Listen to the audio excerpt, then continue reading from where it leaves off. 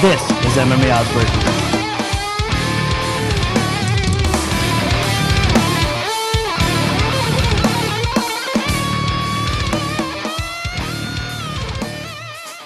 All right, time for the third fight. Now, we're going to stick to the UFC on FX6 card. It's a matchup between the Ultimate Fighter Australia coaches, Ross Pearson and George Sotiropoulos. Guys, another tricky line to set here. It should be a competitive fight. We're going to start things off with Keefer. I'm going to open up the hometown favorite, Sotiropoulos. Very slight favorite. Minus 145 is going to be the number. The comeback on Pearson is going to be plus 115. Case, give me your take and give me your bet.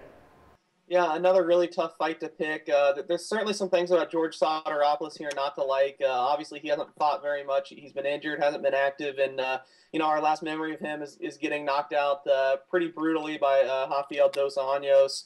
The thing is, though, I don't think Ross Pearson has the power to knock out George Sotiropoulos, and I mean, the guy just went down to 145 to kind of escape fighting some of these bigger opponents. Now he's back up there. I think Sotiropoulos is just big and strong enough to make this into a grappling match. And I think if he does that, I think Pearson can make a mistake. And I really think Sotiropoulos could finish him. I told myself if I could get Sotiropoulos at under minus 150, I'd take him. So it looks like that's where the line fell. So I'll take George Sotiropoulos.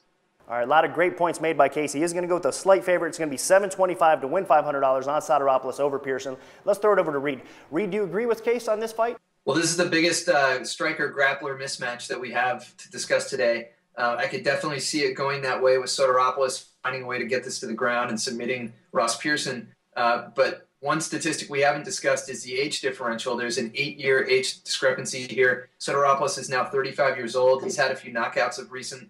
And when there's an 8-year discrepancy like that, the younger fighter wins about 2/3 of the time.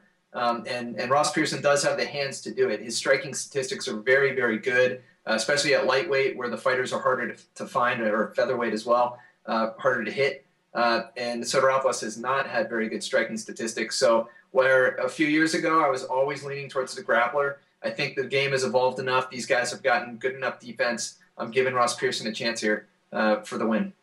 Okay, Reed counters with some excellent points of his own here. So Reed is going to take the underdog Pearson at 500 to win 575 plus 115 odds. Now both of our experts split on this fight, so tread cautiously. It should be a competitive one. And again, it takes place on UFC on FX6. Well, that's it for another episode of MMA Oddsbreakers. I want to thank our guests, Case Keefer and Reed Kuhn. Great information during the Oddsbreaker segment. And you can look for the odds that Nick is breaking right here to start popping up at the sport books throughout the coming week. Also, make sure you check out our website, MMAOddsbreaker.com, and follow us on Twitter at MMA Oddsbreaker. For Miguel Literati, I'm Nick Kalikas saying until next time, enjoy the fights.